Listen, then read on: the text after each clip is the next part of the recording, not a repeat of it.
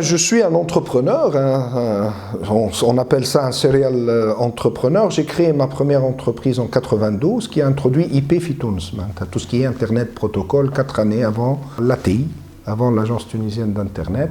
Donc on a un peu accompagné les banques, les entreprises vers tout le monde IP, donc en introduisant les réseaux en Tunisie. Ensuite, il y a eu, l'entreprise a été rachetée par un groupe espagnol en 2007. Et le groupe espagnol, donc j'ai travaillé entre la Tunisie et l'Espagne pendant 10 ans. Et il y a 2 ans, j'ai racheté ma société. Donc pourquoi? Parce que le groupe espagnol n'a pas voulu continuer dans toute la région, Zaïre, Tunis, Libye, etc. Donc j'ai racheté ma société et donc je reprends le nom Netcom, etc. Depuis la Révolution, j'ai pris la présidence de la chambre syndicale du digital, du numérique à l'UTICA. J'ai accompagné Tunisie Digital. Donc on a fait beaucoup de réunions, on a fait sortir plusieurs projets. Où très sincèrement, c'est des projets qu'on a repris du monde de l'Espagne, du Portugal, etc.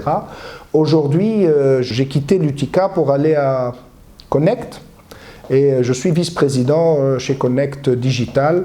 On touche à beaucoup plus de PME, c'est beaucoup plus dynamique et on est en train de faire des choses pour justement le tissu économique des PME, pour la transformation digitale. Alors on est en train de former les ingénieurs qui sont en train de faire la transformation d'autres économies. De la Silicon Valley à la Chine, beaucoup en Europe, en Allemagne et en France. Donc nous, on a l'intelligence qu'on est en train de donner, mais pour d'autres économies.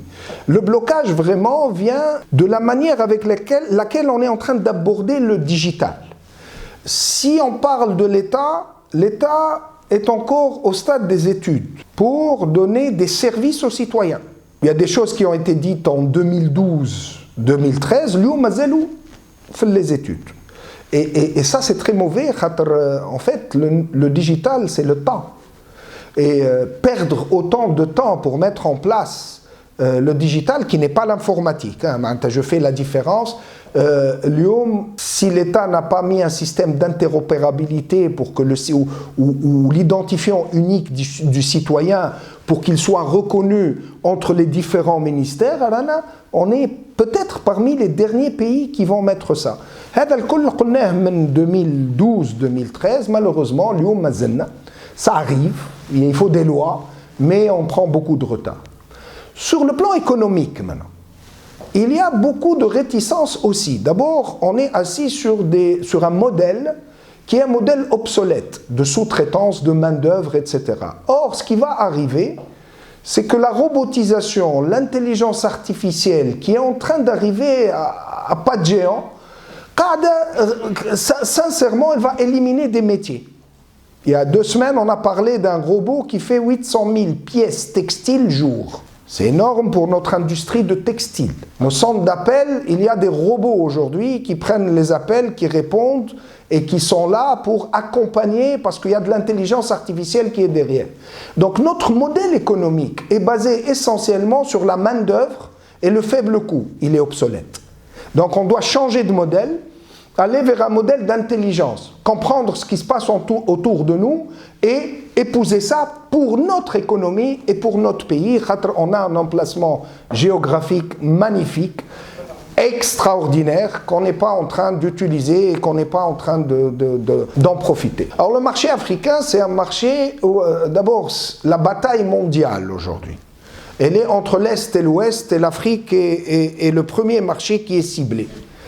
La Chine a mis pour l'Afrique sur la route de la soie, je crois, un budget de 60 milliards de dollars. Fin août, le Japon met 30 milliards de dollars pour le développement de l'Afrique. Bientôt les États-Unis, ils vont annoncer un montant aussi important que la Chine. Tout le monde regarde l'Afrique, on est dedans. Le développement en Afrique, il est extraordinaire. Vous savez pourquoi? Parce que d'abord, c'est un terrain qui est encore vierge. Il n'y a pas de régulateur, on peut innover. Jack Ma, le fondateur d'Alibaba, il a dit quelque chose dans une conférence dans laquelle j'y étais. Il a dit quelque chose pour les Africains. il y avait le président Macron qui était là, hein, on était dans une réunion assez intéressante. Jack Ma a dit aux Africains, n'attendez pas la régulation, faites des choses. Aujourd'hui, la technologie permet d'aller très vite, de faire des sauts, ce qu'on appelle les leapfrogs, aller directement vers le besoin sans avoir à réguler. Je donne des exemples. Aujourd'hui, moi je me suis battu depuis 2 ans, j'étais à Kigali pour dire il faut une blockchain africaine, une monnaie africaine sous format de blockchain, pour qu'on arrive à reprendre le modèle du troc entre les pays, pour qu'on n'attend pas qu'on nous donne une monnaie pour qu'on travaille. C'était peut-être trop en avance par rapport à 100 ans, mais faut-il attendre que la monnaie Libra de Facebook arrive aujourd'hui et qu'elle va nous dicter notre manière de faire? Donc on ne s'écoute pas. L'Afrique est vraiment un sujet important, pas simplement pour les étudiants qui viennent étudier en Tunisie, mais pour faire de la Tunisie un laboratoire d'innovation. Alors, tout ça a été signé. Tunis Sahat pour être un laboratoire, مثلا, في Smart Africa, il y a un programme. Mais aujourd'hui, on ne voit rien. Aujourd'hui, ce qui se passe, c'est qu'on signe, on fait des choses, mais sur le terrain, نلقاو des silos, des universités يخدموا وحدهم, des métiers transverses, alors que l'avenir, c'est faire des métiers transverses où le numérique touche à tous les métiers, il touche à la médecine, il touche à l'art. L'art, on parle de l'artiste numérique aujourd'hui. Il touche à tout. وإحنا ما زلنا نكونوا في l'avocat وحده, في الطبيب وحده, في l'ingénieur وحده, نحكيو على l'informatique comme si c'était un métier, alors que non. Aujourd'hui, c'est transverse, il faut aller très vite, travailler sur les datas, changer les métiers et vivre son temps, puisque le 21e siècle est un siècle du temps réel, ce n'est pas un siècle... pas plus tard qu'aujourd'hui, j'ai dit, on est en train de former les élèves et les étudiants suivant l'industrie, la révolution industrielle. Suivant l'ancienne méthode, suivant le 20e siècle, on n'est pas en train de les former par rapport à l'avenir, par rapport à ce qui va arriver.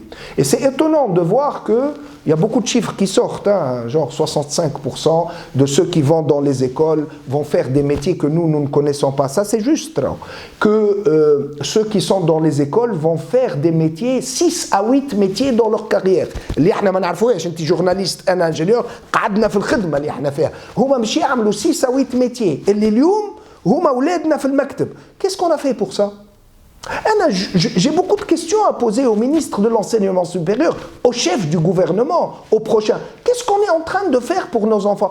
Est-ce qu'on est en train de former des gens qui vont être la main-d'œuvre pour le continent européen, ou là, on va essayer vraiment de réfléchir ensemble pour faire de nouveaux métiers et aller en Afrique et prendre le lead là-dessus. Il y a déjà une conférence aujourd'hui même sur ça. Sincèrement, pour faire de l'intelligence artificielle, il faut des data.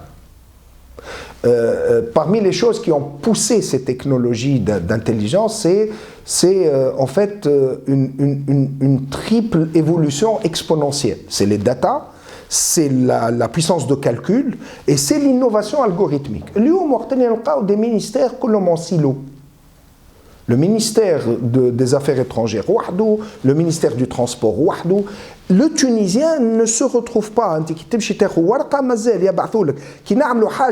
informatisé ورقه تخرج على انترنت عملنا حاجه بها هذاك سي لو ويب 1.0 راهو ماناش قاعدين نحكيو على الديجيتال اللي كي نقدموا فيه دابور il doit nous reconnaître, donc il a notre identité, et avec l'intelligence, si on a les data, là on peut parler d'intelligence artificielle, d'algorithme, pour améliorer la vie du citoyen. Mais pour y arriver, il faut d'abord parler d'interopérabilité, il faut mettre un socle de cloud national, de cybersécurité. Malheureusement, au stade étude. Et ça nous fait perdre beaucoup de temps, même s'il y a des tentatives. Aujourd'hui, on peut avancer sur certains créneaux vers l'intelligence artificielle dans l'administration, mais on prend énormément de retard avec les changements de gouvernement, avec réellement la mauvaise compréhension de tout ce qui est digital. On confond digital et informatique. On confond dématérialisation et numérique. Nous, on attaque des technologies comme la 5G. Tout le monde pense que la 5G, c'est une évolution du téléphone, pas qui m'a 3G. Non, la 5G, c'est beaucoup plus de l'Internet des objets. C'est des métiers qui vont être robotisés. C'est en plus du téléphone, des data, on va avoir l'IoT. Tout ce qui est Internet des objets est en temps réel. Ça gère 1 million d'Internet des objets au kilomètre carré, la 5G. Donc, c'est des choses qui vont arriver. Les Chinois commencent à travailler sur la 6G. Donc, on est dans les voitures autonomes, dans les drones. On est en train d'utiliser l'intelligence artificielle pour changer la vie des gens, pour accompagner, parce que là, les algorithmes, une fois ils apprennent, c'est fini. Une fois c'est fait, c'est scalable, c'est quelque chose qui va aller très vite pour justement se dupliquer et avancer vers les métiers.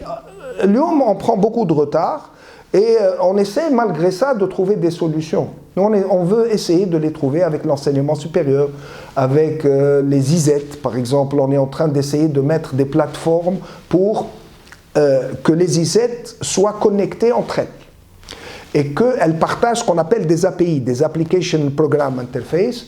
Et là, si on a les datas, on peut améliorer avec de l'intelligence artificielle.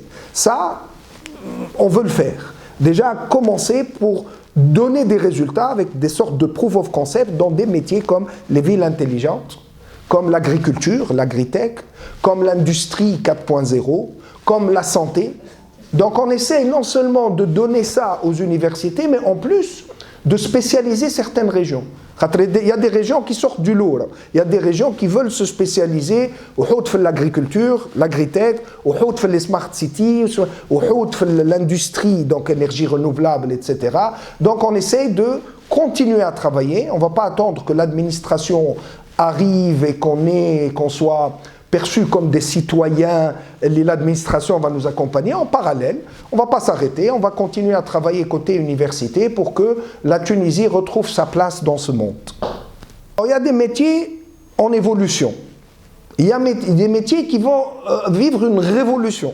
Il y a des métiers qui sont dans l'innovation. Il y a différents types de métiers. Il y a des niveaux, tout à fait. Et les niveaux, moi je vais commencer par l'innovation. Parce que les universités doivent regarder ça de près. Aujourd'hui, on parle de métiers d'éthique d'intelligence artificielle. Parce que les algorithmes, on ne sait pas ce qui se passe dedans. Donc il y a de nouveaux métiers qui vont arriver pour vérifier le côté éthique de l'intelligence artificielle. Ça, il faut se préparer.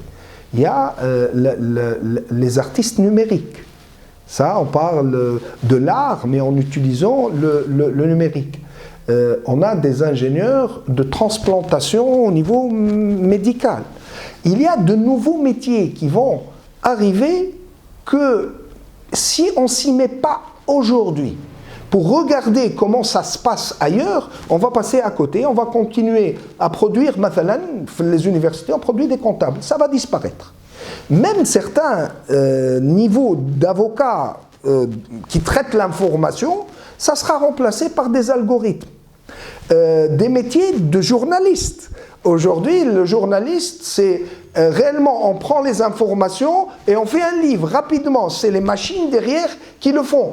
Donc, il y a des métiers qui vont évoluer, et il y a des métiers qui vont arriver, il y a des métiers qui vont disparaître. Alors, les banques, c'est un autre sujet, et c'est un sujet qui me touche particulièrement parce que une des raisons que je trouve en Tunisie qui nous bloque un peu, c'est en fait les banques fonctionnent en silo. Or, depuis quelques années, et surtout en Europe, il y a des normes qui sont sorties pour pousser les banques à aller vers ce qu'on appelle l'open banking. Et aujourd'hui, il y a des choses qui arrivent, comme les fintech par exemple, qui sont là, c'est des startups, c'est des gens qui innovent, etc. Mais il faut qu'ils arrivent à travailler sur les datas, sur les données des banques. Or, les banques sont assez fermées pour ne pas donner et travailler avec les fintech. Qu'a fait l'Europe? Ils ont fait sortir une réglementation qui a poussé les banques, ils leur ont donné 4 années, qui a poussé les banques à ouvrir les datas pour les fintech. Ce qu'on appelle l'APIisation des banques. Il faut mettre des API, etc. pour que les fintech arrivent, ils utilisent les données et offrent des services. Ça ouvre Fitouns, malheureusement, jusqu'à présent, on n'a pas avancé, on n'a pas donné des dates. On ne s'est pas dit, par exemple, on veut qu'en 2023, les banques s'ouvrent.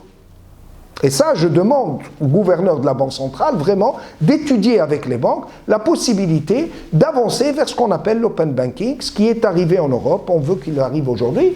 Et moi, je lance une alerte pour les banques. Aujourd'hui, la plus grande banque en Allemagne ne s'appelle pas Deutsche Bank, elle s'appelle N26. Parce que les jeunes, en Angleterre, elle s'appelle Revolut. Pourquoi? Parce que les jeunes ont un autre comportement.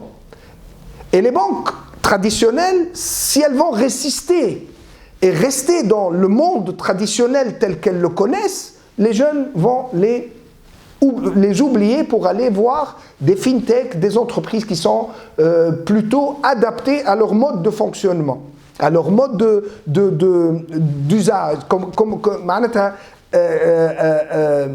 à leur consommation. Un jeune, il ne veut pas ouvrir un compte dans une agence, là. Aujourd'hui, en Angleterre, on ouvre un compte avec un selfie. Pour nous, c'est un selfie, une photo. Là, c'est de l'intelligence artificielle avec du computer vision. يعرفني d'ailleurs حي ولا ميت باش يثبتني مليح.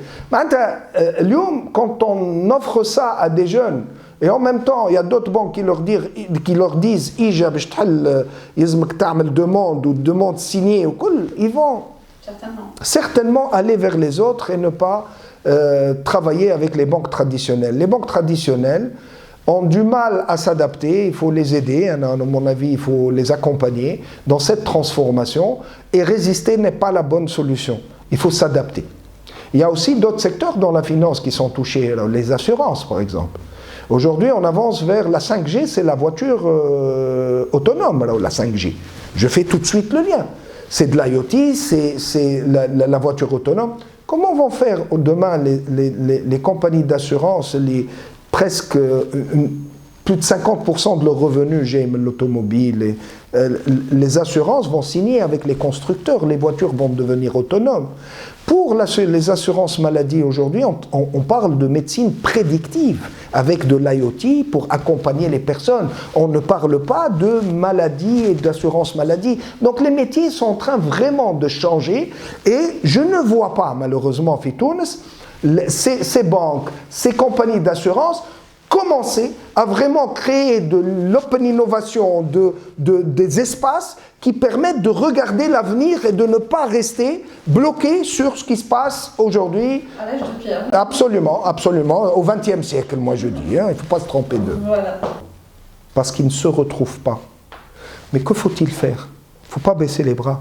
Anna, j'ai dit récemment dans une réunion d'incubateur, j'ai dit, notre génération à moi, on est là pour casser les murs, pour permettre à nos enfants de retrouver l'espace. Ça, c'est important. Et je le dis à toute ma génération. Aujourd'hui, il faut travailler. Alors, comment conduire ce changement? Il faut choisir les champions. Les gens qui comprennent. Parce qu'il y a des gens qui comprennent, Fitounes. Il faut les retrouver. Ils ne sont pas nombreux. Mais il faut créer les success stories avec ces gens-là. Créer dans chaque métier une vraie transformation. Il faut aller vers la banque 4.0. Il faut aller vers l'assurance digitale. Maintenant, il faut qu'il y ait vraiment des décideurs, mais parfois, il y a un décideur qui est d'accord au niveau de la transformation, il y a des gens qui le bloquent. Donc là, ce n'est pas facile. Il faut travailler sur plusieurs fronts en même temps. Et notre décision, moi en tout cas celle que j'ai prise, c'est de travailler aussi bien sur les métiers, mais aussi au niveau des universités. Et faire le lien avec des espaces d'innovation. On arrive, on se met à table, on comprend que l'innovation n'est pas faire un produit et à 100% il va marcher. Sur 10 produits, sur 10 nouvelles idées, il va y avoir 8 qui vont être mauvaises, mais 2 qui vont être bonnes. Il faut accepter qu'il y ait des erreurs. Il y a plein d'erreurs dans le digital. On apprend. Il n'y a pas d'erreur. Il y a le produit, ça ne va pas, mais nous, on a appris et on avance jusqu'à ce qu'on trouve le bon projet et le bon produit. Là, Fitounes, comment ça va être? C'est vrai, plus on avance, plus les choses deviennent compliquées, mais en même temps, je reste plus que optimiste, c'est dans les moments les plus difficiles, j'y crois, qu'il sort quelque chose. Et moi, en tant que Tunisien, je pense que cette région est une région qui a toujours innové, qui a trouvé son chemin. D'ailleurs, c'est pas comme ça que Hannibal a dit s'il n'y a pas un chemin, on en fera un. C'est difficile, c'est pas facile. Mais je reste persuadé qu'on trouvera notre chemin dans un des secteurs, ou bien l'agriculture, ou bien la santé, et qu'on trouvera des sponsors derrière, et on trouvera des gens qui seront là pour accompagner. On trouvera surtout beaucoup de Tunisiens qui sont maintenant à l'extérieur, que dès qu'ils voient une lumière chez eux, ils vont venir vers la lumière. Donc on a besoin de leur donner cet espoir pour que les choses changent. Et il faut rester optimiste.